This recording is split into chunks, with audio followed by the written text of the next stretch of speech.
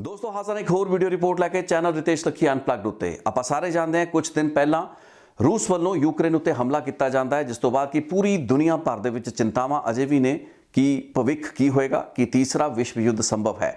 लेकिन आपां भारतीयां दी नज़रां साडे उन्हां हज़ारां विद्यार्थियों के उत्ते टिकियां हुई ने। साडे दिलां दीयां धड़कनां जड़ियां इस वक्त धड़क रहीआं ने उन्हां बच्चों के भविख नूं लैके है जो कि हर साल हज़ारां की गिणती दे विच यूक्रेन वर्गे मुल्कां दे विच जांदे ने सिक्ख्या हासिल करन, उचेरी सिक्ख्या हासिल करन ते खास करके मैडिकल एजुकेशन लई। बीते कई दिनों तो मेरे मन ते जहन दे विच सवाल उभर रहा सी कि साडे नौजवानां या साडे विद्यार्थियों नूं यूक्रेन दे विच जाके मैडिकल एजुकेशन क्यों लैनी पै रही है। आपां सारे जानते हैं तो इस चीज़ नूं समझदे भी हैं। इसका लॉजिक बड़ा क्लीयर है कि यूक्रेन दे विच जिहड़ी मैडिकल एजुकेशन है वो सस्ती है।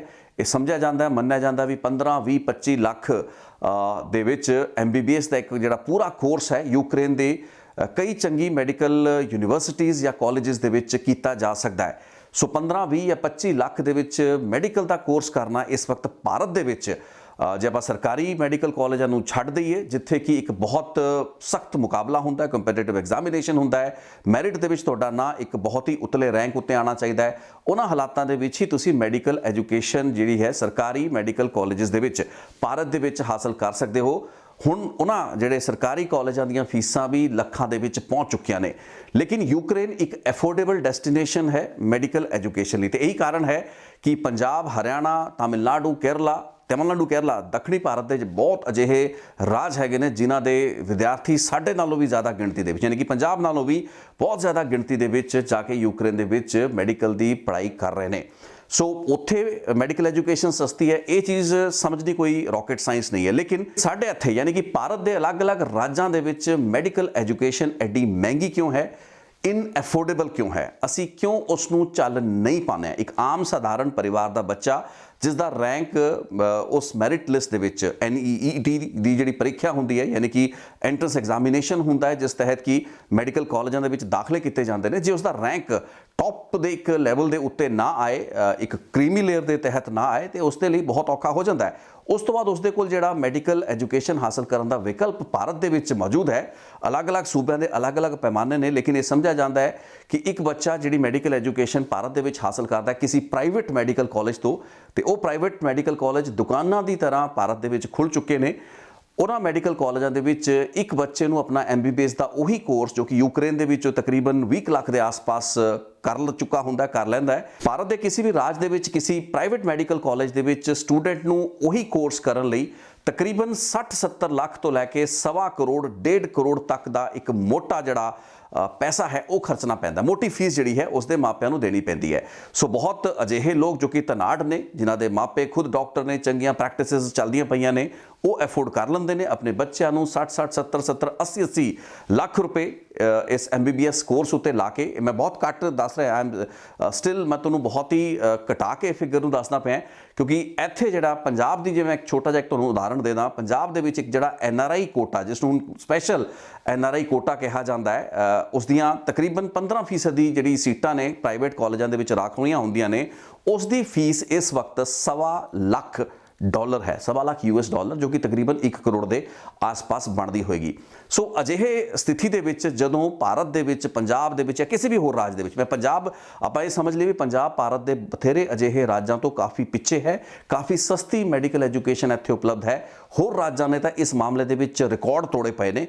गुआढ़ी राज हरियाणा का एक प्राइवेट अजिहा मैडिकल कॉलेज है जो कि हुण तकरीबन 15-20 सालों तो मैडिकल सिक्ख्या दे रहा है। समझा जाता है कि उसकी जिहड़ी फीस है वो तकरीबन 1.25 करोड़ तो लैके 1.5 करोड़ रुपया, इस दे नाल ही जिहड़ा प्रीमियम है उसनूं भी चार्ज करते हैं। सो हरियाणा होवे, तमिलनाडु होवे, केरल होवे या फिर पंजाब होवे, इन्हां राज्यों के विच जे आपां उन्हां प्राइवेट कॉलेजां दे विच तुसीं मैडिकल की सिक्ख्या हासिल करनी है, उस दे फीस पैटर्न नूं एग्जामिन करिए, स्टडी करिए तो साडियां अखां खुल जांदियां ने। उस तो बाद असल कहानी समझ विच आंदी है तो सवाल यही खड़ा होंदा है कि यूक्रेन दे विच मैडिकल एजुकेशन सस्ती होना एक वखरा एस्पैक्ट है, लेकिन आपां अपने मुल्क दे विच अलग अलग राज्यों के विच मैडिकल एजुकेशन नूं सस्ता क्यों नहीं कर पाए। ये नहीं कि उसनूं सस्ता करना है यानी कि वधी हुई फीसां तो घटाना है, बल्कि बीते कई सालों के दहाकों के विच एक बहुत ही सिस्टमैटिक, एक सुनियोजित, एक वैल प्लैंड तरीके नाल प्राइवेट जिहड़े कॉलेजेस ने, मैडिकल कॉलेज ने, उन्होंने फायदा पहुँचाने लई पॉलिसी नूं ट्वीक किया गया। जिहड़ी नीति है उसनूं बदलिया गया। सरकारां ने ਹੁਣ ਇੱਥੇ medical council of India, dental council of India ਵਰਗੇ ਅਦਾਰੇ ਵੀ ਹੈਗੇ ਨੇ ਜਿਨ੍ਹਾਂ ਦੀ ਐਫੀਲੀਏਸ਼ਨ ਲੈ ਕੇ ਹੀ ਇਹ ਮੈਡੀਕਲ ਜਾਂ ਜਿਹੜੇ ਡੈਂਟਲ ਕਾਲਜ ਜਾਂ ਹਸਪੀਟਲ ਜਿਹੜੇ ਨੇ ਆਪਰੇਟ ਕਰਦੇ ਨੇ। ਲੇਕਿਨ ਇਸ ਸਭ ਦੇ ਬਾਵਜੂਦ ਫੀਸਾਂ ਦੇ ਵਿੱਚ ਇੱਕ ਲਗਾਤਾਰ ਵਾਧਾ ਜਿਹੜਾ ਹੈ ਬੀਤੇ ਕਈ ਦਹਾਕਿਆਂ ਤੋਂ ਬਦਸਤੂਰ ਜਾਰੀ ਹੈ ਤੇ ਇਸ ਨੂੰ ਰੋਕਣ ਤੇ ਠੱਲ ਪਾਉਣ ਦੀਆਂ ਕੋਸ਼ਿਸ਼ਾਂ ਨਹੀਂ ਕੀਤੀਆਂ ਗਈਆਂ। ਸੋ ਸਥਿਤੀ ਬੜੀ ਕਲੀਅਰ ਹੈ, ਦੁਨੀਆ ਦੇ ਕਿਸੇ ਹਿੱਸੇ ਦੇ ਵਿੱਚ ਵੀ ਜੇ ਸਾਨੂੰ ਸਸਤੀ ਐਜੂਕੇਸ਼ਨ ਉਪਲਬਧ ਹੈ, ਮੈਡੀਕਲ ਐਜੂਕੇਸ਼ਨ ਉਪਲਬਧ ਹੈ, ਸਾਡਾ ਮੈਰਿਟ ਲਿਸਟ ਦੇ ਵਿੱਚ ਭਾਰਤ ਦੇ ਵਿੱਚ ਬੱਚੇ ਦਾ ਨਾਂ ਨਹੀਂ ਆਂਦਾ ਤਾਂ ਉਹ ਯੂਕਰੇਨ ਦੇ ਵਿੱਚ ਜਾ ਕੇ ਬਹੁਤ ਹੀ ਸੌਖੇ ਤੇ ਬਹੁਤ ਹੀ ਘੱਟ ਕੀਮਤ ਤੇ ਫੀਸ ਦੇ ਕੇ ਉਸੇ MBBS ਦੀ ਡਿਗਰੀ ਹਾਸਲ ਕਰ ਲੈਂਦਾ ਹੈ। ਉਸ ਤੋਂ ਬਾਅਦ ਉਹ ਭਾਰਤ ਆਂਦਾ ਹੈ ਤੇ ਭਾਰਤ ਦੇ ਵਿੱਚ ਉਸ ਨੂੰ ਇੱਕ ਟੈਸਟ ਦੇਣਾ ਹੁੰਦਾ ਹੈ। ਹੁਣ ਇੱਥੇ ਮੈਂ ਕਲੀਅਰ ਕਰਦਾ ਕਿ ਯੂਕਰੇਨ ਤੋਂ ਜਦੋਂ ਤੁਸੀਂ ਇੱਕ ਮੈਡੀਕਲ ਦੀ ਡਿਗਰੀ ਕਰਕੇ ਆਉਂਦੇ ਹੋ ਉਸ ਤੋਂ ਬਾਅਦ ਤੁਸੀਂ ਇੱਕ ਇੱਥੇ ਹੋਰ ਉਸ ਨੂੰ ਕਹਿ ਸਕਦੇ ਵੀ ਇੱਕ ਐਡੀਸ਼ਨਲ ਜਿਹੜਾ ਐਗਜ਼ਾਮੀਨੇਸ਼ਨ ਹੈ, ਪ੍ਰੀਖਿਆ ਹੈ, ਉਸ ਨੂੰ ਤੁਹਾਨੂੰ ਦੇਣਾ ਪੈਂਦਾ ਜਿਸ ਨੂੰ ਕਿ FMG ਟੈਸਟ ਕਿਹਾ ਜਾਂਦਾ ਹੈ। ਇੱਕ ਮੈਡੀਕਲ ਗ੍ਰੈਜੂਏਟ ਐਗਜ਼ਾਮੀਨੇਸ਼ਨ ਹੁੰਦਾ ਹੈ। ਹਰ ਸਾਲ ਤਕਰੀਬਨ ਮੰਨਿਆ ਜਾਂਦਾ ਹੈ ਵੀ 4-5 ਹਜ਼ਾਰ ਦੇ ਆਸ-ਪਾਸ ਉਹ ਬੱਚੇ ਜੋ ਕਿ ਯੂਕਰੇਨ ਤੋਂ ਆਪਣੀਆਂ ਡਿਗਰੀਆਂ ਕੰਪਲੀਟ ਕਰਕੇ ਮੈਡੀਕਲ ਦੀ ਸਿੱਖਿਆ ਤੇ ਉਹ ਡਿਗਰੀਜ਼ ਹਾਸਲ ਕਰਕੇ ਵਾਪਸ ਭਾਰਤ ਵਿੱਚ ਪਰਤੇ ਹੁੰਦੇ ਨੇ, ਉਹ ਅਪੀਅਰ ਹੁੰਦੇ ਨੇ ਤੇ ਇਹਨਾਂ ਵਿੱਚੋਂ ਤਕਰੀਬਨ 20 ਤੋਂ 25% ਬੱਚੇ ਹੀ ਇਸ ਟੈਸਟ ਨੂੰ ਕਲੀਅਰ ਕਰ ਪਾਉਂਦੇ ਨੇ। ਹੁਣ ਇੱਥੇ ਸਾਡੀ ਸਮਝ ਵਿੱਚ ਇਹ ਚੀਜ਼ ਬਹੁਤ ਹੀ ਸੌਖੇ ਤਰੀਕੇ ਨਾਲ ਆ ਜਾਂਦੀ ਹੈ ਕਿ ਜਿਹੜੀ ਮੈਡੀਕਲ ਪ੍ਰੀਖਿਆ, ਐਂਟਰੈਂਸ ਪ੍ਰੀਖਿਆ ਦੇ ਵਿੱਚ ਕੰਪੀਟੀਸ਼ਨ ਦੇ ਵਿੱਚ ਚੰਗਾ ਰੈਂਕ ਨਾ ਹਾਸਲ ਕਰਨ ਵਾਲੇ ਵੀ ਜਿਹੜੇ ਵਿਦਿਆਰਥੀ ਹੁੰਦੇ ਨੇ ਉਹ ਯੂਕਰੇਨ ਜਾਂ ਫਿਰ ਜਿਹੜੀਆਂ ਫੋਰਮਰ ਸੋਵੀਅਤ ਯੂਨੀਅਨ ਦੀਆਂ ਸਟੇਟਸ ਹਨ, ਈਸਟਰਨ ਯੂਰਪ ਦੇ ਬਹੁਤ ਸੇ ਅਜਿਹੇ ਮੁਲਕ ਨੇ ਜੋ ਕਿ ਬਹੁਤ ਹੀ ਸਸਤੀ ਦਰਾਂ ਉੱਤੇ ਐਸੀ ਮੈਡੀਕਲ ਸਿੱਖਿਆ ਨੂੰ ਜਾਂ ਵਿੱਦਿਆ ਨੂੰ ਤੁਹਾਨੂੰ ਮੁਹੱਈਆ ਕਰਵਾਉਂਦੇ ਨੇ। ਹੁਣ ਇੱਥੇ ਇੱਕ ਪੁਆਇੰਟ ਬੜਾ ਇੰਪੋਰਟੈਂਟ ਹੈ ਕਿ ਸਸਤੀ ਸਿੱਖਿਆ ਦਾ ਮਤਲਬ ਇਹ ਨਹੀਂ ਕਿ ਇਹ ਸਿੱਖਿਆ ਦਾ ਕੋਈ ਮਿਆਰ ਨਹੀਂ ਹੁੰਦਾ। ਬਹੁਤ ਅਜਿਹੀਆਂ ਯੂਨੀਵਰਸਿਟੀਜ਼ ਯੂਕਰੇਨ ਦੇ ਵਿੱਚ ਹੈਗੀਆਂ ਨੇ, ਤਕਰੀਬਨ ਦੱਸਿਆ ਜਾਂਦਾ ਵੀ 1 ਜਾਂ 1.5 ਦਰਜਨ ਦੇ ਆਸ-ਪਾਸ ਬਹੁਤ ਹੀ ਚੰਗੇ ਮੈਡੀਕਲ ਕਾਲਜਿਸ ਤੇ ਯੂਨੀਵਰਸਿਟੀਆਂ ਨੇ ਜੋ ਕਿ ਨਾਮੀ ਯੂਨੀਵਰਸਿਟੀਆਂ ਨੇ ਤੇ ਉੱਥੋਂ ਇੱਕ ਚੰਗੀ ਮੈਡੀਕਲ ਐਜੂਕੇਸ਼ਨ ਤੁਸੀਂ ਹਾਸਲ ਕਰ ਸਕਦੇ ਹੋ ਜੇ ਤੁਹਾਡਾ ਭਾਰਤ ਦੇ ਵਿੱਚ ਚੰਗਾ ਰੈਂਕ ਨਹੀਂ ਹੈ। ਲੇਕਿਨ ਉਸ ਤੋਂ ਬਾਅਦ ਉਹੀ ਜਿਹੜਾ ਕੁਆਲੀਫਾਈਂਗ ਟੈਸਟ ਹੈ ਜਿਸ ਨੂੰ ਕਿ ਭਾਰਤ ਸਰਕਾਰ ਨੇ ਲੈਣਾ ਹੁੰਦਾ ਹੈ, FMG ਇਸ ਟੈਸਟ ਨੂੰ ਕਿਹਾ ਜਾਂਦਾ ਹੈ, ਮੈਡੀਕਲ ਗ੍ਰੈਜੂਏਟ ਟੈਸਟ ਐਗਜ਼ਾਮੀਨੇਸ਼ਨ ਇਸ ਦਾ ਨੋਮਨਕਲੇਚਰ ਹੈ। ਸੋ ਇਸ ਕੁਆਲੀਫਾਈਂਗ ਐਗਜ਼ਾਮੀਨੇਸ਼ਨ ਨੂੰ ਪਾਸ ਕਰਦੇ ਸਾਰ ਹੀ ਤੁਹਾਡੀ ਜਿਹੜੀ ਗਿਣਤੀ ਤੇ ਤੁਹਾਡੀ ਜਿਹੜੀ ਕੈਟੇਗਰੀ ਹੈ ਕਿਸੇ ਵੀ MBBS ਭਾਰਤੀ ਕਿਸੇ ਮੈਡੀਕਲ ਯੂਨੀਵਰਸਿਟੀ ਜਾਂ ਕਾਲਜ ਤੋਂ ਡਿਗਰੀ ਹਾਸਲ ਕਰਨ ਵਾਲੇ ਕਿਸੇ ਵੀ MBBS ਸਟੂਡੈਂਟ ਦੇ ਐਟ ਪਾਰ ਆ ਜਾਂਦੀ ਹੈ, ਬਰਾਬਰ ਆ ਜਾਂਦੀ ਹੈ। ਸੋ ਕੋਈ ਵੀ ਫਰਕ ਨਹੀਂ ਰਹਿੰਦਾ ਤੇ ਤੁਹਾਡਾ ਇੱਕ ਬਹੁਤ ਵੱਡਾ ਜਿਹੜਾ ਅਮਾਉਂਟ ਹੈ ਤੁਹਾਡੇ ਮਾਪਿਆਂ ਦੀ ਮਿਹਨਤ ਦੀ ਜਿਹੜੀ ਕਮਾਈ ਹੈ, ਪੂੰਜੀ ਹੈ, ਜੋ ਕਿ ਤੁਸੀਂ ਅਦਰਵਾਈਜ਼ ਭਾਰਤ ਦੇ ਵਿੱਚ ਡੋਨੇਸ਼ਨਾਂ ਦੇ ਕੇ ਜਾਂ ਮਹਿੰਗੀ ਫੀਸਾਂ ਦੇ ਕੇ ਪ੍ਰਾਈਵੇਟ ਮੈਡੀਕਲ ਕਾਲਜਾਂ ਨੂੰ ਇੱਥੇ ਖਰਾਬ ਕਰਨੀ ਸੀ, ਉਹ ਤੁਸੀਂ ਬਚਾ ਲੈਂਦੇ ਹੋ। ਸੋ ਇੱਕ ਬੜਾ ਵੱਡਾ ਸਿੰਪਲ ਲੌਜਿਕ ਹੈ ਜਿਸ ਨੂੰ ਸਮਝਣ ਦੇ ਵਿੱਚ ਕੋਈ ਲੰਮਾ ਚੌੜਾ ਇਸ਼ੂ ਨਹੀਂ। ਲੇਕਿਨ ਗੱਲ ਇਸ ਤੋਂ ਥੋੜੀ ਜਿਹੀ ਅੱਗੇ ਜਾਂਦੀ ਹੈ। ਹੁਣ ਇੱਥੇ ਸਾਡੇ ਲਈ ਸਵਾਲ ਇਹ ਨਹੀਂ ਹੋਣਾ ਚਾਹੀਦਾ ਕਿ ਯੂਕਰੇਨ ਦੇ ਵਿੱਚ ਮੈਡੀਕਲ ਐਜੂਕੇਸ਼ਨ ਸਸਤੀ ਕਿਉਂ ਹੈ, ਕਿਉਂਕਿ ਯੂਕਰੇਨ ਵਰਗੇ ਮੁਲਕਾਂ ਦੇ ਵਿੱਚ ਮੈਡੀਕਲ ਐਜੂਕੇਸ਼ਨ ਤਾਂ ਉੱਥੇ ਦੇ ਜਿਹੜੇ ਰਾਜ ਹੈਗੇ ਨੇ, ਉੱਥੇ ਦੇ ਜਿਹੜੇ ਸਰਕਾਰਾਂ ਹੈਗੀਆਂ ਨੇ ਤੇ ਉੱਥੇ ਦੇ ਜਿਹੜੇ ਐਕਸੈਪਟੇਬਲ ਨੋਰਮਸ ਨੇ ਉਹਨਾਂ ਦੇ ਮੁਤਾਬਕ ਨੇ।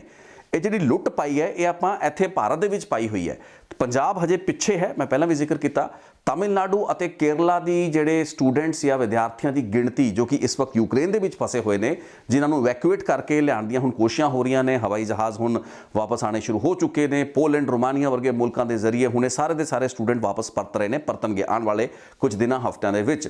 ਲੇਕਿਨ ਇਹ ਜਿਹੜੇ ਸਟੂਡੈਂਟ ਦੇ ਵਿੱਚ ਗਿਣਤੀ ਜਿਹੜੀ ਹੈ ਉਹ ਦੱਖਣੀ ਜਿਹੜਾ ਭਾਰਤ ਹੈ ਉਸ ਦੇ ਰਾਜਾਂ ਦੀ ਜ਼ਿਆਦਾ ਹੈ। ਹਰਿਆਣੇ ਦੇ ਸਟੂਡੈਂਟਸ ਪੰਜਾਬ ਦੇ ਨਾਲੋਂ ਜ਼ਿਆਦਾ ਹੋ ਸਕਦੇ ਨੇ। ਸੋ ਪੰਜਾਬ ਦੀ ਜਿਹੜੀ ਗਿਣਤੀ ਹੈ ਇੱਕ ਸੀਮਿਤ ਗਿਣਤੀ ਹੈ। ਸੋ ਇੱਥੇ ਆਪਾਂ ਇਹ ਸਮਝਣ ਦੀ ਕੋਸ਼ਿਸ਼ ਸਾਡੇ ਲਈ ਕਰਨੀ ਇਸ ਵਕਤ ਜ਼ਰੂਰੀ ਹੈ ਕਿ ਸਾਡੇ ਇੱਥੇ ਮੈਡੀਕਲ ਐਜੂਕੇਸ਼ਨ ਐਡੀ ਮਹਿੰਗੀ ਕਿਉਂ ਹੈ। ਯੂਕਰੇਨ ਦੇ ਵਿੱਚ ਸਸਤੀ ਸਾਨੂੰ ਕੋਈ ਮਤਲਬ ਨਹੀਂ ਹੈ, ਕਿਉਂਕਿ ਉਹ ਲੌਜੀਕਲ ਗੱਲਬਾਤ ਹੈ, ਉਹਨਾਂ ਦੇ ਪਿੱਛੇ ਇੱਕ ਲੌਜਿਕ ਹੈ, ਇੱਕ ਤਰਕਸੰਗਤ ਗੱਲਬਾਤ ਹੈ। ਉਹਨਾਂ ਨੇ ਮੈਡੀਕਲ ਐਜੂਕੇਸ਼ਨ ਨੂੰ ਇੱਕ ਐਡਾ ਵੱਡਾ ਧੰਦਾ ਨਹੀਂ ਬਣਾ ਰੱਖਿਆ ਜਿੱਡਾ ਵੱਡਾ ਧੰਦਾ ਆਪਾਂ ਇੱਥੇ ਭਾਰਤ ਦੇ ਵਿੱਚ ਇਸ ਮੈਡੀਕਲ ਐਜੂਕੇਸ਼ਨ ਨੂੰ ਬਣਾ ਰੱਖਿਆ। ਤੇ ਇਸ ਦੇ ਵਿੱਚ ਸਭ ਤੋਂ ਜਿਹੜੀ ਮੰਦਭਾਗਾ ਟ੍ਰੈਂਡ ਬੀਤੇ ਕਈ ਦਹਾਕਿਆਂ ਵਿੱਚ ਵੇਖਣ ਨੂੰ ਮਿਲਿਆ, ਇੰਕਲੂਡਿੰਗ ਪੰਜਾਬ ਆਫ ਕੋਰਸ। ਤਾਮਿਲਨਾਡੂ, ਕੇਰਲਾ ਜਾਂ ਹਰਿਆਣਾ ਵਰਗੇ ਰਾਜਾਂ ਦੇ ਵਿੱਚ ਤਾਂ ਪੂਰੀਆਂ ਦੀਆਂ ਪੂਰੀਆਂ ਪ੍ਰੋਫੈਸ਼ਨਲ ਜਿਹੜੀਆਂ ਕਮਰਸ਼ੀਅਲ ਦੁਕਾਨਾਂ ਇਹਨਾਂ ਪ੍ਰਾਈਵੇਟ ਮੈਡੀਕਲ ਕਾਲਜਾਂ ਦੀ ਸ਼ਕਲ ਦੇ ਵਿੱਚ ਖੁੱਲੀਆਂ ਹੋਈਆਂ ਨੇ, ਜੋ ਕਿ ਪੰਜਾਬ ਨਾਲੋਂ ਵੀ ਬਹੁਤ ਮੋਟੀ ਫੀਸ ਬੱਚਿਆਂ ਤੋਂ ਇਹਨਾਂ ਪ੍ਰਾਈਵੇਟ ਜਿਹੜੇ ਸਟੂਡੈਂਟਸ ਹੁੰਦੇ ਨੇ ਉਹਨਾਂ ਤੋਂ ਵਸੂਲਦੇ ਨੇ।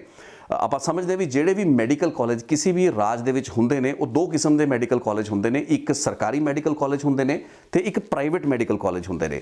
ਬੀਤੇ ਕਈ ਦਹਾਕਿਆਂ ਦੇ ਵਿੱਚ ਪੰਜਾਬ ਦੇ ਵਿੱਚ ਸਿਸਟਮੈਟਿਕਲੀ ਇਸ ਮੈਡੀਕਲ ਐਜੂਕੇਸ਼ਨ ਨੂੰ ਮਹਿੰਗਾ ਹੋਣ ਦਿੱਤਾ ਗਿਆ, ਪਾਲਿਸੀ ਟਵੀਕ ਹੋਈ, ਅਜਿਹੀਆਂ ਨੀਤੀਆਂ ਬਣਾਈਆਂ ਗਈਆਂ ਜੋ ਕਿ ਉਹਨਾਂ ਪ੍ਰਾਈਵੇਟ ਮੈਡੀਕਲ ਕਾਲਜਾਂ ਦੀਆਂ ਇੱਛਾਵਾਂ ਦੇ ਅਨੁਸਾਰ ਸਨ। ਪ੍ਰਾਈਵੇਟ ਮੈਡੀਕਲ ਕਾਲਜਾਂ ਨੂੰ ਪਤਾ ਸੀ ਵੀ ਸਾਡੇ ਕੋਲ ਸਟੂਡੈਂਟ ਨੇ ਕਿੱਥੋਂ ਆਉਣਾ ਹੈ, ਸੋ ਉਹਨਾਂ ਨੇ ਆਪਣਾ ਇਨਫਲੂਐਂਸ ਵਰਤਦਿਆਂ ਹੋਇਆਂ ਸਰਕਾਰਾਂ ਨੂੰ, ਸੰਬੰਧਿਤ ਮੰਤਰੀਆਂ ਨੂੰ, ਮਹਿਕਮਿਆਂ ਨੂੰ ਤੇ ਉਹਦੇ ਅਫਸਰਾਂ ਨੂੰ ਇਸ ਤਰੀਕੇ ਨਾਲ ਆਪਣੇ ਜਾਲ ਵਿੱਚ ਲਿਆ ਜਾਂ ਆਪਣੇ ਇਨਫਲੂਐਂਸ ਵਿੱਚ ਲਿਆ, ਜਿਸ ਤੋਂ ਬਾਅਦ ਕਿ ਆਪਾਂ ਦੇਖਿਆ ਕਿ ਪੰਜਾਬ ਦੇ ਮੈਡੀਕਲ ਕਾਲਜਾਂ ਦੇ ਵਿੱਚ ਈਵਨ ਜਿਹੜਾ ਇੱਕ NRI ਕੋਟਾ ਹੁੰਦਾ ਹੈ ਜੋ ਕਿ 2002 ਤੋਂ ਪਹਿਲਾਂ ਜਾਂ ਉਸ 2007 ਤੋਂ ਪਹਿਲਾਂ ਇਹ ਜਿਹੜਾ ਮੈਡੀਕਲ ਕੋਟਾ ਹੁੰਦਾ ਸੀ NRI ਸਪਾਂਸਰਡ ਕੋਟਾ ਹੋਇਆ ਕਰਦਾ ਸੀ, ਯਾਨੀ ਕਿ ਕੋਈ NRI ਸਪਾਂਸਰ ਕਰਦੇ ਤਾਂ ਉਹ ਸਟੂਡੈਂਟ ਐਡਮਿਸ਼ਨ ਲੈ ਲਿਆ ਕਰਦਾ ਸੀ। ਲੇਕਿਨ ਆਫ ਲੇਟ ਬੀਤੇ ਕਈ ਸਾਲਾਂ ਦੇ ਵਿੱਚ ਜਿਹੜੀਆਂ ਸੀਟਾਂ ਖਾਲੀ ਜਾਣੀਆਂ ਸ਼ੁਰੂ ਹੋ ਗਈਆਂ ਨੇ ਤੇ ਮਰਜ ਹੋ ਜਾਂਦੀਆਂ ਨੇ ਜਨਰਲ ਪੂਲ ਦੇ ਨਾਲ। ਇੱਥੇ ਮੈਂ ਜ਼ਿਕਰ ਤੁਹਾਨੂੰ ਕਰ ਰਿਹਾ ਸੀ ਥੋੜੀ ਕਲੈਰੀਫਿਕੇਸ਼ਨ ਦੇਣ ਦੇ ਪੱਖੋਂ ਕਿ ਦੋ ਕਿਸਮ ਦੇ ਕਾਲਜਸ ਹੁੰਦੇ ਨੇ, ਯਾਨੀ ਕਿ ਇੱਕ ਤਾਂ ਸਰਕਾਰੀ ਮੈਡੀਕਲ ਕਾਲਜ ਤੇ ਇੱਕ ਪ੍ਰਾਈਵੇਟ ਮੈਡੀਕਲ ਕਾਲਜ। ਸਰਕਾਰੀ ਮੈਡੀਕਲ ਕਾਲਜ ਜਿਹੜੇ ਪੰਜਾਬ ਦੇ ਵਿੱਚ ਨੇ ਤਿੰਨ ਵੱਡੇ ਕਾਲਜਸ ਨੇ, ਅੰਮ੍ਰਿਤਸਰ, ਪਟਿਆਲਾ ਤੇ ਫਰੀਦਕੋਟ। ਇਹਨਾਂ ਤੋਂ ਇਲਾਵਾ ਕੁਝ ਸੀਟਾਂ ਜਿਹੜੀਆਂ ਹੈ ਉਹ ਕੇਂਦਰ ਸਰਕਾਰ ਦੇ ਏਮਸ ਦੇ ਤਹਿਤ ਵੀ ਹੈਗੀਆਂ ਨੇ। ਹੁਣ ਇੱਥੇ ਇਹ ਵੀ ਸਮਝ ਲਈਏ ਕਿ ਜਿਹੜੇ ਸਰਕਾਰੀ ਮੈਡੀਕਲ ਕਾਲਜ ਹੁੰਦੇ ਨੇ ਤੇ ਜਿਹੜੇ ਪ੍ਰਾਈਵੇਟ ਮੈਡੀਕਲ ਕਾਲਜ ਹੁੰਦੇ ਨੇ, ਜੇ ਆਪਾਂ ਪੰਜਾਬ ਦਾ ਇੱਕ ਉਦਾਹਰਨ ਲੈ ਕੇ ਚੱਲੀਏ, ਪੰਜਾਬ ਨੂੰ ਸਮਝ ਲਈਏ ਕਿਉਂਕਿ ਹੋਰ ਰਾਜਾਂ ਦੀ ਆਪਾਂ ਗੱਲ ਨਹੀਂ ਕਰਾਂਗੇ। ਸੋ ਪੰਜਾਬ ਦੇ ਵਿੱਚ ਤਕਰੀਬਨ 750 ਜਿਹੜੀਆਂ ਸੀਟਾਂ ਨੇ ਮੈਡੀਕਲ ਸਿੱਖਿਆ ਦੇ ਪੱਖੋਂ, MBBS ਦੇ ਵੱਖ-ਵੱਖ ਕੋਰਸਾਂ ਦੇ ਪੱਖੋਂ ਉਹ ਸਰਕਾਰੀ ਕਾਲਜਾਂ 'ਚ ਨੇ ਤੇ ਇੰਨੀਆਂ ਹੀ ਸੀਟਾਂ ਜਾਂ ਇਸ ਤੋਂ ਸ਼ਾਇਦ 20-25 ਸੀਟਾਂ 770 ਦੇ ਆਸ-ਪਾਸ ਸੀਟਾਂ ਪ੍ਰਾਈਵੇਟ ਮੈਡੀਕਲ ਕਾਲਜਾਂ ਦੇ ਵਿੱਚ ਹੈਗੇ ਨੇ। ਪ੍ਰਾਈਵੇਟ ਮੈਡੀਕਲ ਕਾਲਜਾਂ ਦੇ ਵਿੱਚ ਆਦੇਸ਼ ਇੰਸਟੀਚਿਊਟ ਵਰਗੇ, ਗੁਰੂ ਰਾਮਦਾਸ ਇੰਸਟੀਚਿਊਟ ਵਰਗੇ, ਬਨੂੜ ਦੇ ਵਿੱਚ ਇੱਕ ਇੰਸਟੀਚਿਊਟ ਹੈ, ਇਸ ਤਰੀਕੇ ਦੇ ਕਾਲਜਸ ਨੇ ਜੋ ਕਿ ਮੈਡੀਕਲ ਦੀ ਜਿਹੜੀ ਸਿੱਖਿਆ ਹੈ, ਐਜੂਕੇਸ਼ਨ ਹੈ, ਉਹ ਮੁਹੱਈਆ ਕਰਾਉਂਦੇ ਨੇ। ਹੁਣ ਸਰਕਾਰੀ ਜਿਹੜੇ ਕਾਲਜਸ ਨੇ ਉਸ ਦੇ ਵਿੱਚ ਬੜਾ ਇੱਕ ਸਿੰਪਲ ਕ੍ਰਾਈਟੇਰੀਅਨ ਹੈ ਕਿ ਤੁਸੀਂ ਨੀਟ ਦੇ ਵਿੱਚ ਜਾਂ ਕੰਪੀਟੀਟਿਵ ਐਗਜ਼ਾਮੀਨੇਸ਼ਨ ਦੇ ਵਿੱਚ ਚੰਗਾ ਰੈਂਕ ਲਓ ਤੇ ਉਸ ਤੋਂ ਬਾਅਦ ਤੁਸੀਂ ਮੈਡੀਕਲ ਕਾਲਜਸ ਦੇ ਵਿੱਚ ਦਾਖਲਾ ਲਓ ਆਪਣੀ ਮੈਰਿਟ ਦੇ ਉੱਤੇ। ਜੇ ਆਪਾਂ ਅੱਜ ਪੰਜਾਬ ਦੇ ਸਰਕਾਰੀ ਮੈਡੀਕਲ ਕਾਲਜਾਂ ਦੀ ਫੀਸ ਦੀ ਗੱਲ ਕਰ ਲਈਏ ਤਾਂ ਇੱਕ MBBS ਦੇ ਸਟੂਡੈਂਟ ਨੂੰ ਤਕਰੀਬਨ ਪੌਣੇ 8 ਲੱਖ ਰੁਪਏ ਦੀ ਜਿਹੜੀ ਫੀਸ ਹੈ ਉਹ ਅਦਾ ਕਰਨੀ ਪੈਂਦੀ ਹੈ ਇੱਕ ਕੋਰਸ ਨੂੰ ਪੂਰਾ ਕਰਨ ਲਈ। ਸੋ ਮੈਡੀਕਲ ਕਾਲਜਾਂ ਦੇ ਵਿੱਚ ਆਪਣੀ ਮੈਰਿਟ ਦੇ ਬੇਸ ਉੱਤੇ ਜਦੋਂ ਤੁਹਾਡਾ ਰੈਂਕ ਚੰਗਾ ਆ ਜਾਏ ਤਾਂ ਇਹ ਵਿੱਦਿਆ, ਸਿੱਖਿਆ ਹਾਸਲ ਕਰਨੀ ਕੋਈ ਔਖੀ ਨਹੀਂ। ਸੋ ਮੈਡੀਕਲ ਐਜੂਕੇਸ਼ਨ ਉਸ ਪੱਖੋਂ ਗੱਲਬਾਤ ਬੜੀ ਸਪਸ਼ਟ ਹੈ, ਕਲੀਅਰ ਹੈ। ਲੇਕਿਨ ਪ੍ਰੋਬਲਮ ਆਉਂਦੀ ਹੈ ਪ੍ਰਾਈਵੇਟ ਮੈਡੀਕਲ ਕਾਲਜਾਂ ਤੇ ਯੂਨੀਵਰਸਿਟੀਆਂ ਦੇ ਪੱਖੋਂ, ਕਿਉਂਕਿ ਪ੍ਰਾਈਵੇਟ ਜਿਹੜੇ ਇੰਸਟੀਟਿਊਸ਼ਨਸ ਹੁੰਦੇ ਨੇ ਉਸ ਦੇ ਵਿੱਚ ਜਿੰਨੀਆਂ ਵੀ ਸੀਟਾਂ ਹੁੰਦੀਆਂ ਨੇ, ਮੰਨ ਲਓ 100 ਸੀਟਾਂ ਦੇ ਪਿੱਛੇ 50 ਸੀਟਾਂ ਹੈਗੀਆਂ ਉਹ ਗਵਰਨਮੈਂਟ ਕੋਟੇ ਦੀਆਂ ਹੁੰਦੀਆਂ ਨੇ ਤੇ ਜਿਹੜੀਆਂ ਬਾਕੀ 50 ਸੀਟਾਂ ਬਚਦੀਆਂ ਨੇ ਉਹ ਅਲੱਗ-ਅਲੱਗ ਦੋ ਅਲੱਗ-ਅਲੱਗ ਖੰਡਾਂ ਦੇ ਵਿੱਚ, ਭਾਗਾਂ ਦੇ ਵਿੱਚ ਵੰਡਤੀ ਜਾਂਦੀ ਹੈ। 35% ਸੀਟ ਜਿਹੜੀ ਮੈਨੇਜਮੈਂਟ ਦੇ ਨਾਂ ਦੀ ਹੁੰਦੀ ਹੈ ਤੇ 15% ਸੀਟ ਇੱਕ ਸਪੈਸ਼ਲ NRI ਕੋਟਾ ਕਹਿ ਲਈਏ ਜਾਂ ਸਪੈਸ਼ਲ NRI ਮੈਨੇਜਮੈਂਟ ਸੀਟਾਂ ਕਹਿ ਲਈਏ। ਸੋ ਇਹ 35% ਤੇ 15% ਜਿਹੜੀਆਂ ਫੀਸਾਂ ਹੁੰਦੀਆਂ ਨੇ, ਯਾਨੀ ਕਿ 50% ਕਿਸੇ ਵੀ ਪ੍ਰਾਈਵੇਟ ਮੈਡੀਕਲ ਕਾਲਜ ਵਿੱਚ ਭਰੀਆਂ ਜਾਣ ਵਾਲੀਆਂ MBBS ਕੋਰਸ ਦੀਆਂ ਜਿਹੜੀਆਂ ਸੀਟਾਂ ਹੁੰਦੀਆਂ ਨੇ ਇਹ ਬਹੁਤ ਹੀ ਮਹਿੰਗੀ ਫੀਸਾਂ ਦੇ ਉੱਤੇ ਹਾਸਲ ਕੀਤੀਆਂ ਜਾਂਦੀਆਂ ਨੇ। ਜਿਹੜੀ 35% ਮੈਨੇਜਮੈਂਟ ਸੀਟ ਹੁੰਦੀਆਂ ਨੇ ਉਸ ਦੀ ਅੱਜ ਦੀ ਜਿਹੜੀ ਤਾਰੀਖ ਦੇ ਵਿੱਚ ਜਿਹੜੀਆਂ ਫੀਸਾਂ ਨੇ ਉਹ ਤਕਰੀਬਨ 41 ਲੱਖ ਤੋਂ ਸ਼ੁਰੂ ਹੋ ਕੇ ਕਈ ਕਾਲਜਾਂ ਦੇ ਵਿੱਚ ਹੋਰ ਵੀ ਵੱਧਦੀ ਹੈ।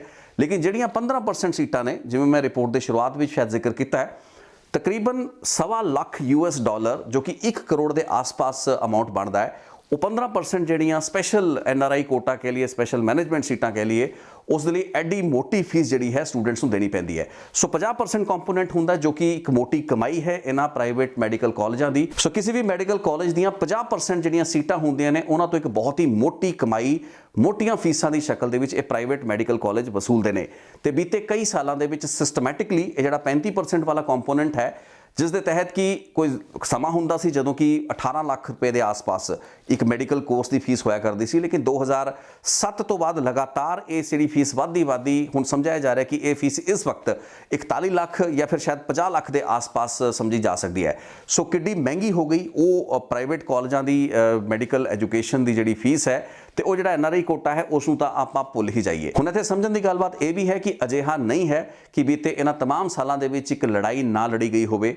ਪ੍ਰਾਈਵੇਟ ਕਾਲਜਾਂ ਦੀ ਇਹ ਮਨਮਾਨੀ ਕਹਿ ਲਈ ਜਾਂ ਪ੍ਰਾਈਵੇਟ ਕਾਲਜਾਂ ਨੇ ਇੱਕ ਬਹੁਤ ਹੀ ਲੁਕਵੇਂ ਛੁਪਵੇਂ ਢੰਗ ਦੇ ਨਾਲ ਪਾਲਿਸੀ ਜਿਹੜੀ ਸਰਕਾਰਾਂ ਵੱਲੋਂ, ਨੀਤੀਆਂ ਮਹਿਕਮਿਆਂ ਵੱਲੋਂ ਬਣਾਈਆਂ ਗਈਆਂ, ਉਹਨਾਂ ਨੂੰ ਟਵੀਕ ਹੁੰਦਾ ਹੋਇਆ ਅਸੀਂ ਵੇਖਿਆ ਤੇ ਇਹਦੇ ਪਿੱਛੇ ਕਾਫੀ ਵੱਡਾ ਇਨਫਲੂਐਂਸ ਹੈ, ਇੱਕ ਬੜੀ ਮਹੱਤਵਪੂਰਨ ਲੌਬੀ ਕੰਮ ਕਰਦੀ ਹੈ, ਜਿਸ ਤੋਂ ਬਾਅਦ ਹੀ ਪ੍ਰਾਈਵੇਟ ਕਾਲਜਾਂ ਦੇ ਵਿੱਚ ਸੀਟਾਂ ਵੀ ਵਧੀਆਂ, ਉਹਨਾਂ ਦੇ ਕੋਟੇ ਵੀ ਵਧੇ ਤੇ ਜਿਸ ਤਹਿਤ ਉਹਨਾਂ ਨੂੰ ਹੋਣ ਵਾਲੀ ਜਿਹੜੀ ਕਮਾਈ ਹੈ ਮੋਟੀ ਫੀਸਾਂ ਦੀ ਸ਼ਕਲ ਦੇ ਵਿੱਚ, ਉਸ ਦੇ ਵਿੱਚ ਵੀ ਨਿਰੰਤਰ ਵਾਧਾ ਹੋਇਆ। ਦੂਸਰੇ ਪਾਸੇ ਜਿਹੜਾ ਸਰਕਾਰੀ ਮੈਡੀਕਲ ਕਾਲਜ ਸੀ, ਜਦੋਂ ਉਹਨਾਂ ਨੂੰ ਪੈਸੇ ਦੀ, ਫੰਡਾਂ ਦੀ ਲੋੜ ਪਈ ਤੇ ਉਹਨਾਂ ਨੇ ਆਪਣੀ NRIs ਦੀ ਜਿਹੜੀਆਂ ਸੀਟਾਂ ਉਹਨਾਂ ਦੀ ਇੱਕ ਰੂਲ ਦੇ ਮੁਤਾਬਕ ਉਹ ਭਰ ਸਕਦੇ ਨੇ, ਲੇਕਿਨ ਉਹਨਾਂ NRI ਸਪਾਂਸਰਡ ਸੀਟਾਂ ਉੱਤੇ ਵੀ ਰਿਸਟ੍ਰਿਕਸ਼ਨ ਲਾਤੀ ਗਈ ਤੇ ਰੂਲ ਐਡੇ ਸਖਤ ਕਰਤੇ ਗਏ ਕਿ ਜਿਹੜੀ NRI ਸਪਾਂਸਰਡ ਸੀਟਾਂ ਨਾ ਹੋ ਕੇ ਉਹ ਸਿਰਫ NRIs ਦੇ ਵਾਰਡ, ਯਾਨੀ ਕਿ ਉਹ NRI ਜੋ ਕਿ ਵਾਕਈ ਵਿਦੇਸ਼ਾਂ ਵਿੱਚ ਬੈਠੇ ਨੇ, ਉਹਨਾਂ ਦੇ ਜੇ ਬੱਚੇ ਇੱਥੇ ਆ ਕੇ ਮੈਡੀਕਲ ਦੀ ਐਜੂਕੇਸ਼ਨ ਹਾਸਲ ਕਰਨਾ ਚਾਹਣ ਤਾਂ ਹੀ ਉਹ ਲੈ ਸਕਦੇ ਨੇ।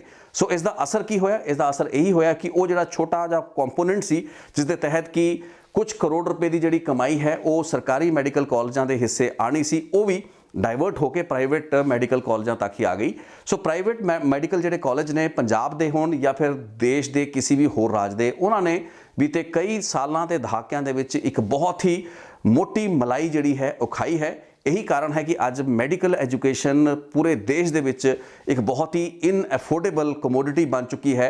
ਕਿਸੇ ਵੀ ਨਾਰਮਲ ਸਧਾਰਨ ਪਰਿਵਾਰ ਦੇ ਬੱਚੇ ਲਈ ਜੇ ਉਸਦਾ ਰੈਂਕ ਨੀਟ ਦੇ ਵਿੱਚ ਨਹੀਂ ਆਉਂਦਾ ਹੈ, ਕੰਪੀਟੀਟਿਵ ਐਗਜ਼ਾਮੀਨੇਸ਼ਨ ਦੇ ਵਿੱਚ ਨਹੀਂ ਆਉਂਦਾ ਹੈ, ਉਸ ਲਈ ਮੈਡੀਕਲ ਐਜੂਕੇਸ਼ਨ ਹਾਸਲ ਕਰਨਾ ਅੱਜ ਇੱਕ ਬਹੁਤ ਦੂਰ ਦਾ ਸੁਪਨਾ ਹੈ। ਉਸ ਨੂੰ ਆਪਣੇ ਮਾਪਿਆਂ ਦੀ ਪੂਰੀ ਜ਼ਿੰਦਗੀ ਦੀ ਉਮਰ ਭਰ ਦੀ ਜਿਹੜੀ ਕਮਾਈ ਹੈ ਉਸ ਨੂੰ ਦਾਅ ਤੇ ਲਾ ਕੇ ਦੇਸ਼ ਦੇ ਵਿੱਚ, ਭਾਰਤ ਦੇ ਵਿੱਚ ਇਸ ਮੈਡੀਕਲ ਐਜੂਕੇਸ਼ਨ ਨੂੰ ਹਾਸਲ ਕਰਨਾ ਪਏਗਾ। ਤੇ ਇਸ ਦੇ ਨਾਲ ਹੀ ਇਹ ਵੀ ਸਮਝਣ ਦੀ ਗੱਲ ਹੈ ਕਿ ਉਸ ਐਜੂਕੇਸ਼ਨ ਦਾ ਮੈਡੀਕਲ ਕਾਲਜ ਜੋ ਭਾਰਤ ਦੇ ਵਿੱਚ ਜਿਹੜੇ ਐਗਜ਼ਿਸਟ ਕਰਦੇ ਨੇ, ਉਹਨਾਂ ਦਾ ਮਿਆਰ ਜਿਹੜਾ ਹੈ, ਸਟੈਂਡਰਡ ਜਿਹੜਾ ਹੈ, ਉਹ ਕਿਸੇ ਵੀ ਤਰੀਕੇ ਨਾਲ ਯੂਕਰੇਨ ਦੀ ਇਹਨਾਂ ਯੂਨੀਵਰਸਿਟੀਜ਼ ਤੇ ਮੈਡੀਕਲ ਕਾਲਜਸ ਤੋਂ ਕੋਈ ਜ਼ਿਆਦਾ ਵਧੀਆ ਨਹੀਂ ਹੈ। ਜੇ ਆਪਾਂ ਟੌਪ ਦੇ ਕੁਝ ਇੰਸਟੀਚਿਊਟਸ ਨੂੰ, ਏਮਸ ਵਰਗੇ, ਪੀਜੀਆਈ ਵਰਗੇ, ਉਹ ਵੀ ਖੈਰ ਪੋਸਟ ਗ੍ਰੈਜੂਏਟ ਦੇ ਇੰਸਟੀਚਿਊਟਸ ਨੇ, ਇਸ ਤੋਂ ਇਲਾਵਾ ਜਿਹੜੇ ਕੁਝ ਆਰਮ ਫੋਰਸਿਸ ਮੈਡੀਕਲ ਕਾਲਜ ਪੁਣੇ ਵਗੈਰਾ, ਇਸ ਤਰੀਕੇ ਦੇ ਜਿਹੜੇ ਇੰਸਟੀਚਿਊਟਸ ਨੂੰ ਛੱਡ ਦਈਏ ਜਾਂ ਕਿ ਟੌਪ ਦੇ ਜਿਹੜੇ ਮੈਡੀਕਲ ਕਾਲਜ ਨੂੰ ਛੱਡ ਦਈਏ, ਬਾਕੀ ਸਾਰੇ ਜਿਹੜੇ ਪ੍ਰਾਈਵੇਟ ਕਾਲਜਾਂ ਦੇ ਵਿੱਚ ਐਜੂਕੇਸ਼ਨ ਇਸ ਵਕਤ ਮਿਲਦੀ ਪਈ ਹੈ, ਉਸ ਦਾ ਮਿਆਰ ਕਿਤੇ ਵੀ ਉਹਨਾਂ ਈਸਟਰਨ ਯੂਰੋਪੀਅਨ ਜਾਂ ਫਿਰ ਫੋਰਮਰ ਸੋਵੀਅਤ ਜਿਹਨੂੰ CIS ਸਟੇਟਸ ਕਿਹਾ ਜਾਂਦਾ ਸੀ, ਉਹਨਾਂ ਮੁਲਕਾਂ ਦੇ ਵਿੱਚ ਮੌਜੂਦ ਮੈਡੀਕਲ ਯੂਨੀਵਰਸਿਟੀਆਂ ਕਾਲਜਾਂ ਤੋਂ ਬੈਟਰ ਨਹੀਂ ਹੈ, ਚੰਗਾ ਨਹੀਂ ਹੈ।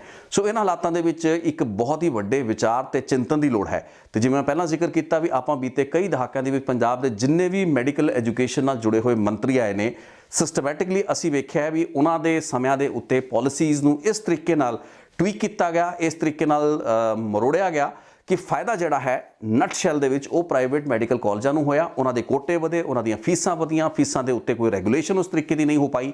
ਹਾਲਾਂਕਿ ਕਈ ਅਜਿਹੇ ਅਫਸਰ ਰਹੇ ਨੇ ਪੰਜਾਬ ਦੇ ਅਲੱਗ-ਅਲੱਗ ਮਹਿਕਮਿਆਂ ਦੇ ਵਿੱਚ ਜਿਨ੍ਹਾਂ ਨੇ ਕਿ ਸਮੇਂ-ਸਮੇਂ ਉੱਤੇ ਉਹ ਫਸੇ ਵੀ। ਭਾਰਤ ਦੀ ਕਈ ਅਦਾਲਤਾਂ ਦੇ ਵਿੱਚ ਕਈ ਕੇਸ ਵੀ ਤੁਰੇ ਜਿਨ੍ਹਾਂ ਦੇ ਤਹਿਤ ਕਿ ਪ੍ਰਾਈਵੇਟ ਮੈਡੀਕਲ ਕਾਲਜਾਂ ਦੀ ਫੀਸਾਂ ਨੂੰ ਰੈਗੂਲੇਟ ਕਰਨ ਲਈ ਕਾਫੀ ਕੋਸ਼ਿਸ਼ ਤੇ ਜ਼ੋਰ ਲਾਇਆ ਜਾਂਦਾ ਰਿਹਾ। ਲੇਕਿਨ ਲੈ ਦੇ ਕੇ ਇੱਕ ਬਹੁਤ ਹੀ ਮਜ਼ਬੂਤ ਲੌਬੀ ਹੈ ਜੋ ਕਿ ਹਮੇਸ਼ਾ ਹੀ ਕਾਮਯਾਬ ਸਾਬਤ ਹੁੰਦੀ ਰਹੀ। ਤੇ ਬੀਤੇ ਕਈ ਸਾਲਾਂ ਦੇ ਪੰਜਾਬ ਦੇ ਜੇ ਆਪਾਂ ਮੈਡੀਕਲ ਐਜੂਕੇਸ਼ਨ ਮੰਤਰੀ ਜਾਂ ਮਹਿਕਮੇ ਦੇ ਅਫਸਰਾਂ ਨੂੰ ਇਸ ਪੱਖੋਂ ਜਵਾਬਦੇਹ ਠਹਿਰਾਈਏ, ਅਕਾਊਂਟੇਬਲ ਠਹਿਰਾਈਏ ਤਾਂ ਉਹਦੇ ਵਿੱਚ ਕੋਈ ਵੀ ਗਲਤੀ ਨਹੀਂ ਹੋਏਗੀ। ਲੇਕਿਨ ਜੇ ਆਪਾਂ ਪੰਜਾਬ ਦੇ ਸਟੈਂਡਰਡ ਦੀ ਗੱਲ ਕਰਦੇ ਹਾਂ, ਦੇਸ਼ ਦੇ ਕਈ ਹੋਰ ਰਾਜਾਂ ਦੇ ਮੁਕਾਬਲੇ ਪੰਜਾਬ ਦੇ ਵਿੱਚ ਮੈਡੀਕਲ ਐਜੂਕੇਸ਼ਨ ਫੇਰ ਵੀ ਘੱਟ ਫੀਸਾਂ ਉੱਤੇ, ਥੋੜੀ ਜਿਹੀ ਸਸਤੀ ਦਰ ਉੱਤੇ ਉਪਲਬਧ ਹੈ। ਗੁਆਂਢੀ ਸੂਬੇ ਹਰਿਆਣਾ ਦੇ ਵਿੱਚ ਬੁਰਾ ਹਾਲ ਹੈ। ਤਾਮਿਲਨਾਡੂ ਜਾਂ ਕੇਰਲ ਵਰਗੇ ਰਾਜਾਂ ਦੇ ਵਿੱਚ ਵੀ ਰੈਗੂਲੇਸ਼ਨ ਜਾਂ ਫਿਰ ਪ੍ਰਾਈਵੇਟ ਜਿਹੜੇ ਮੈਡੀਕਲ ਕਾਲਜ ਨੇ ਉਹਨਾਂ ਦੇ ਕੰਮ ਕਰਨ ਦੀ ਪ੍ਰਣਾਲੀ, ਉਹਨਾਂ ਦੀ ਫੀਸਾਂ ਉੱਤੇ ਕੋਈ ਵੀ ਅੰਕੁਸ਼ ਨਹੀਂ ਹੈ। ਇਹੀ ਕਾਰਨ ਹੈ ਕਿ ਯੂਕਰੇਨ ਦੇ ਵਿੱਚ ਅੱਜ ਜਦੋਂ ਵਿਦਿਆਰਥੀ ਸਾਡੇ ਸੰਕਟ ਦੇ ਵਿੱਚ ਨੇ, ਉਹਨਾਂ ਦੇ ਵਿੱਚੋਂ ਜ਼ਿਆਦਾ ਵੱਡੀ ਗਿਣਤੀ ਦੇ ਵਿੱਚ ਦੱਖਣੀ ਭਾਰਤ ਦੇ ਇਹ ਸਟੂਡੈਂਟਸ, ਇਹਨਾਂ ਦੀ ਗਿਣਤੀ ਆਉਂਦੀ ਹੈ। ਤਾਮਿਲਨਾਡੂ, ਕੇਰਲਾ ਵਰਗੇ ਜਿਹੜੇ ਰਾਜ ਹੈਗੇ ਨੇ, ਉੱਥੋਂ ਜਿਹੜੇ ਸਟੂਡੈਂਟਸ ਗਏ ਨੇ, ਉਹਨਾਂ ਦੀ ਗਿਣਤੀ ਸਾਡੇ ਕੰਪੈਰੀਜ਼ਨ ਦੇ ਵਿੱਚ ਥੋੜੀ ਬਹੁਤ ਵੱਧ ਹੀ ਹੋਏਗੀ, ਘੱਟ ਨਹੀਂ ਹੋਏਗੀ। ਹਰਿਆਣਾ ਦੇ ਵਿੱਚੋਂ ਵੀ ਬਹੁਤ ਰਿਪੋਰਟ ਆ ਰਹੀਆਂ ਨੇ। ਸੋ ਲੈ ਦੇ ਕੇ ਪੂਰੀ ਗੱਲਬਾਤ ਸਾਨੂੰ ਸੋਚਣ ਲਈ ਮਜਬੂਰ ਕਰਦੀ ਹੈ ਤੇ ਸਾਡੇ ਪਾਲਿਸੀ ਮੇਕਰਸ ਯਾਨੀ ਕਿ ਸਾਡੇ ਨੀਤੀ ਨਿਰਧਾਰਨ ਕਰਨ ਵਾਲੇ ਉਹੀ ਸਿਆਸਤਦਾਨ ਜੋ ਕਿ ਹੁਣ ਕੁਝ ਹਫ਼ਤੇ ਪਹਿਲਾਂ ਹੀ ਸਾਡੇ ਤੋਂ ਵੋਟ ਮੰਗ ਕੇ, ਵੋਟ ਹਾਸਲ ਕਰਕੇ ਸਰਕਾਰਾਂ ਦੇ ਵਿੱਚ ਬੈਠੇ ਨੇ। ਸਮਾਂ ਅੱਜ ਇਹ ਹੈ ਕਿ ਬੱਚੇ ਯੂਕਰੇਨ ਵਰਗੇ ਮੁਲਕਾਂ ਦੇ ਵਿੱਚ ਅੱਜ ਫਸੇ ਹੋਏ ਨੇ, ਹਜ਼ਾਰਾਂ ਦੀ ਗਿਣਤੀ ਦੇ ਵਿੱਚ। ਸਰਕਾਰਾਂ ਦਾ ਜ਼ੋਰ ਲੱਗਿਆ ਹੋਇਆ ਹੈ। ਪਹਿਲਾਂ ਭਾਰਤ ਸਰਕਾਰ ਨੇ ਕੋਈ ਧਿਆਨ ਨਹੀਂ ਦਿੱਤਾ, ਲੇਕਿਨ ਜਦੋਂ ਜੰਗ ਸ਼ੁਰੂ ਹੋ ਗਈ, ਰਸ਼ੀਆ ਨੇ ਅਟੈਕ ਕਰਤਾ, ਹੁਣ ਹਵਾਈ ਜਹਾਜ਼ ਜਿਹੜੇ ਨੇ ਉਹ ਇੱਧਰ ਉੱਧਰ ਭੇਜ ਕੇ ਬੱਚਿਆਂ ਨੂੰ ਬਾਰਡਰ ਵਗੈਰਾ ਟਪਾਏ ਜਾ ਰਹੇ ਨੇ। ਇੱਕ ਖਤਰਾ, ਇੱਕ ਸੰਕਟ ਹੈ। ਕਈ ਸਵਾਲ ਮੈਂ ਦੇਖਿਆ ਸੋਸ਼ਲ ਮੀਡੀਆ ਤੇ ਲੋਕ ਟੀਚਰਾਂ ਵੀ ਕਰਦੇ ਨੇ ਵੀ ਬੱਚੇ ਬਾਹਰ ਕਿਉਂ ਪੜ੍ਹਨ ਜਾਂਦੇ ਨੇ।